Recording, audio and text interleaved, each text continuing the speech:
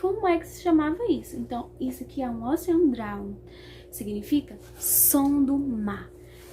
E aí, eu confeccionei para contar essa história, né?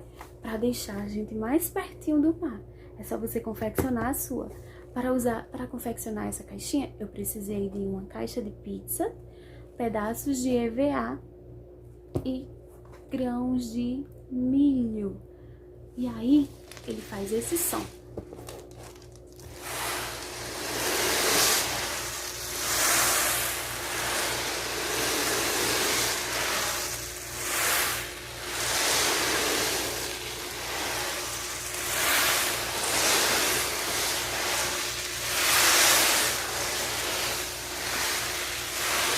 Você pode trabalhar diversas coisas, você pode trabalhar o som, você pode trabalhar a coordenação motora, o movimento,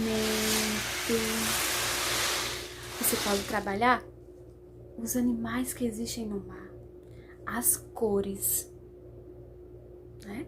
Então você tem a oportunidade de trabalhar diversas coisas na sua sala.